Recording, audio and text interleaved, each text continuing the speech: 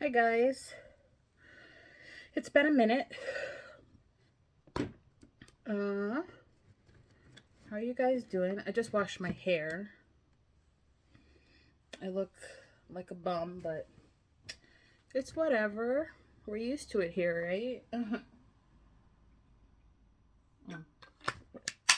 All right, so I haven't been here for a while because I have not been doing very well. You guys know I'm going through um, a health issue right now that requires surgery. If you don't know, now you know. Hi, my name is Connie.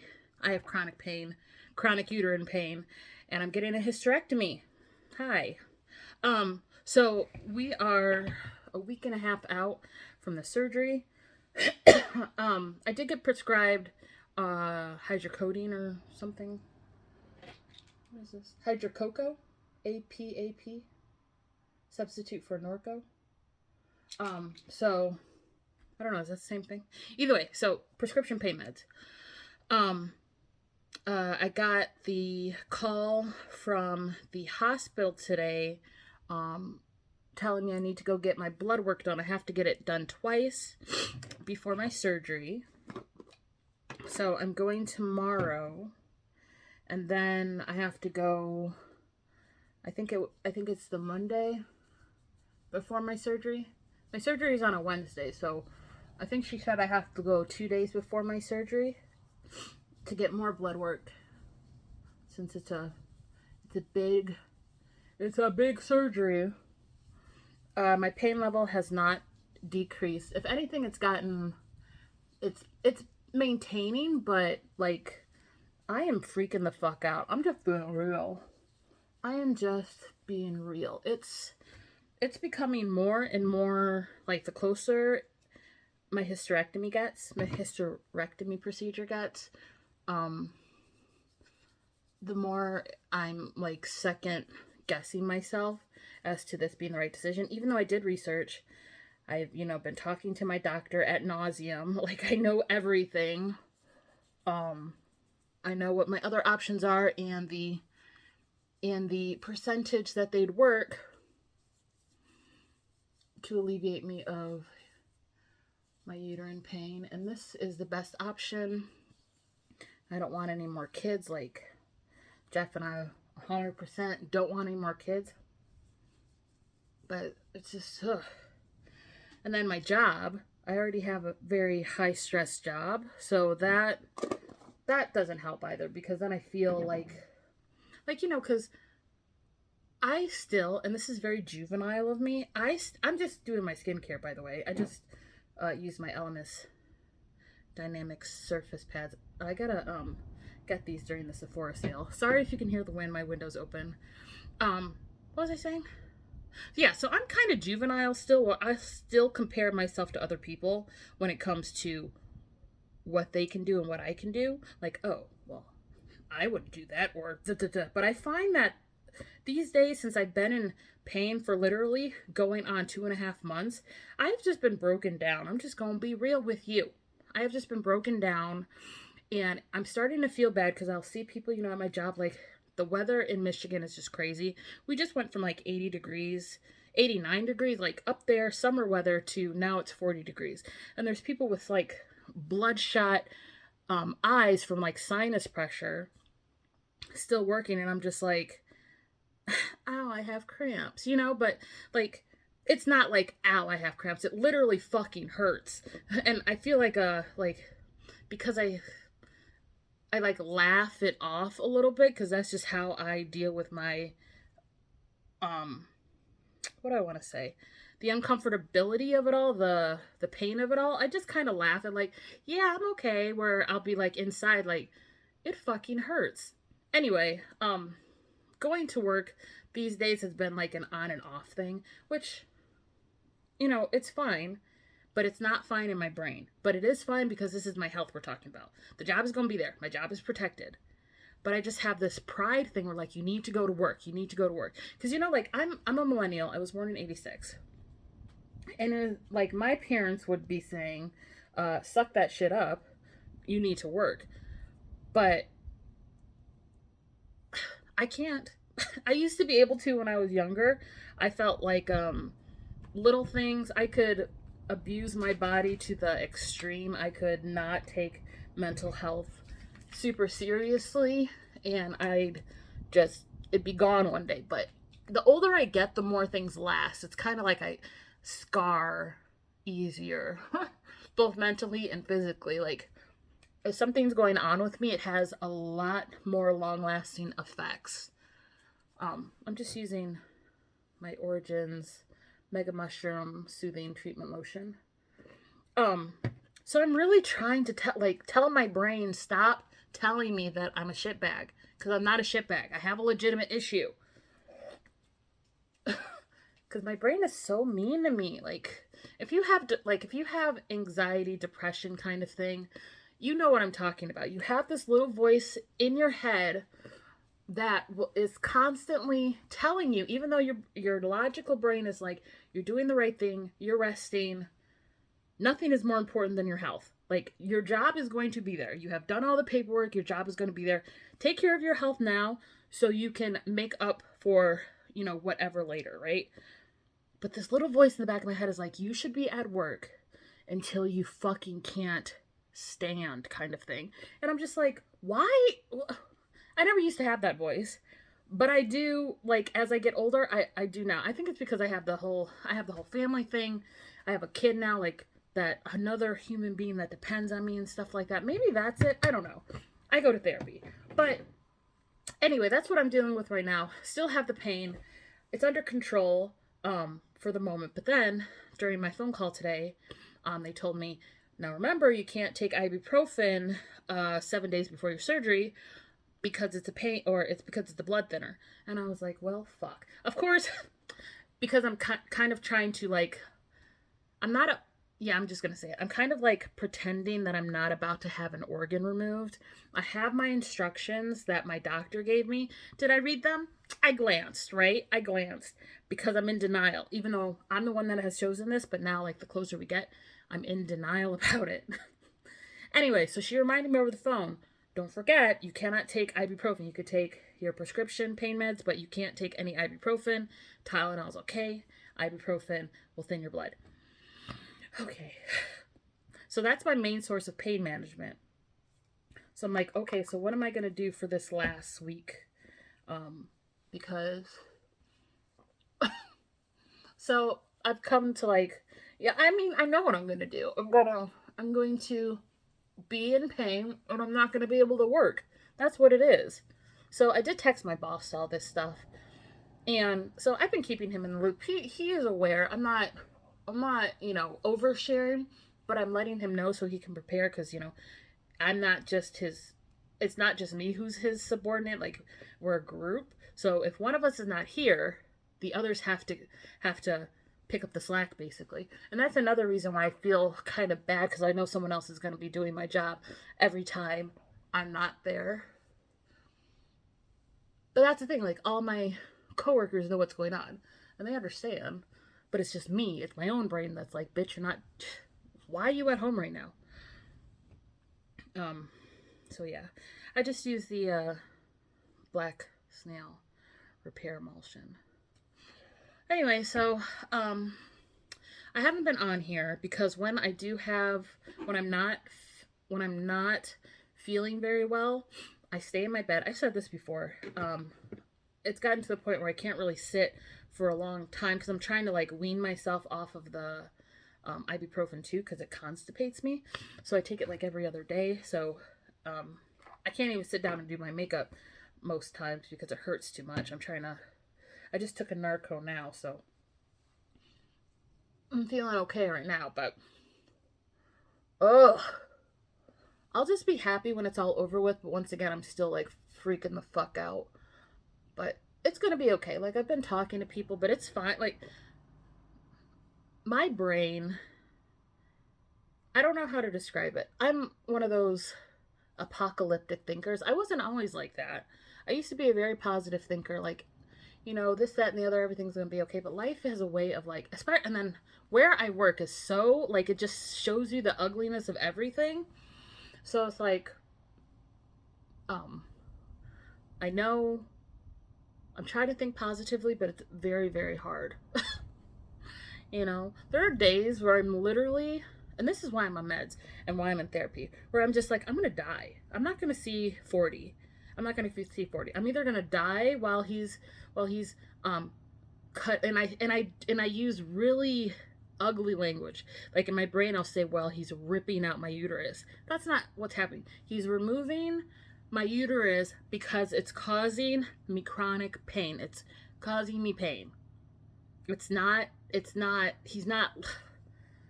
he being my surgeon. I'm rambling, but I'm just going to leave it like this because this is what's going on in my brain right now. And I just want to be very real because I know there's someone out there that can probably relate to the emotions I'm going through. Anyway, so my brain uses this really ugly wording when it comes to what is going to happen, even though I know the whole procedure. Like I said, I've talked to my doctor ad nauseum. I know exactly what's going to happen. But my brain is like, no, you're gonna bleed out, or if you don't bleed out, you're gonna do something wrong during recovery. Something's gonna become detached, and you're just gonna die. You're gonna bloat and die. You're gonna bleed out on the inside and die. Like, that's what my brain is telling me, and it's sad when I think about that. Like, why? That's sad. Like, if someone was telling me this, I'd be like, oh my God, you poor thing. But like when when I say it, when I know it's me that's experiencing this, I'm like, bitch, you are a fucking crackhead. Like, what the fuck is wrong with you? I don't know, you guys. I don't know what's wrong with me. I laugh, kiki, all that jazz, but I'm a pretty morbid bitch. I try really hard. I actively attempt to not allow that little voice in my head to ruin my life. It's so hard. Like, my meds help, but when I'm in high stress situations like this, when I know something's coming, or if I'm in the process of like getting ready for something that's really big, that voice always tells me I'm gonna fail. So, talking about it makes it better. I can talk about it with people. Like, I talk to my husband a lot, but he doesn't understand. I don't know. I don't know if it's because I'm a female, or maybe it's just because I'm me. I don't know. But I mean, he listens, but he doesn't ever say the right things, which then it annoys me, and kind of like, I was just like, okay, I don't want to tell you anything because you're not really saying the things to help me feel better. So that's why I'm coming to you too, because I'm sure there's going to be someone that understands, maybe. Ugh, that was gross. Ooh, and I swallowed it. Sorry. Anyway, yeah, that's where I'm at right now. So I got that. Not looking forward to a week of pain, but it'll be over soon. And then when I say things like that, the little voice, there it is right there. It says, yes, it will be over soon. And I'm just like, shut the fuck up. What else is going on? So I'm trying to, take my mind off things. I've been really, like, when I'm home in pain, I'll pop a pill, and I'll just lay in my bed and game. I controller game because it's really hard to sit and play a PC game on the computer, because I have like World War Z and stuff like that, and what's the other thing I play? Warhammer Darktide. I have all that, but sitting for hours in a chair, at this point I can't do it anymore unless I really want to like take a lot of pills, which I don't, because once again they make me constipated, and there's just side effects that I don't enjoy. The dreams are another thing. Like, I take ibuprofen every day, 800 milligrams ibuprofen every day, whether I feel pain or not, because my doctor said get ahead of it. So that's what I'd be doing. And my dreams are just, they're not cute either. I'm not going to go into them because those are really, really dark and morbid and scary. So I'm not even going to get into it, but I have taken to sleeping with my light on because and I sleep with a mask on, like an eye mask and earbuds, so I can't see or hear anything. So it doesn't matter if I turn my light on or not. But when I wake up in the middle of the night from one of these nightmares, I need to have light. I need to be able to see what's around me because of how ridiculously dark my dreams have been. And I know it's because of these pills that I'm on. Because I used to have dreams like this when I first had my kid. And that was from the postpartum thing. But these days, I know it's from these pain meds that I'm taking every day. Because goddamn, I could write horror movies. And not, these cheesy ass shit that, slasher movies. Like, maybe I should start writing down my dreams and like submit them to something because they're fucking scary as fuck. They scare me and I love horror, so. And that's the thing, if before you guys were like, well, if you stop watching scary movies, I haven't watched any scary movies lately because that's just gonna add to the already crazy dreams I have. So I've been staying away from TV. I've been watching a lot of YouTube and gaming content. But yeah. Oh, I just went in with the Wishful. This is from Huda Beauty. Get Even Rose Oil. I sent them an email and told them they need to put this in a bigger container or make it into a body oil because I use this on my body. Like I like to put it on my arms. It smells really good. My husband loves it because I told him smell my face, and he did, and he's like, oh, that's smells kind of woody. Like I was like, he's like, it's just faintly floral. It's like, I know, it smells so good.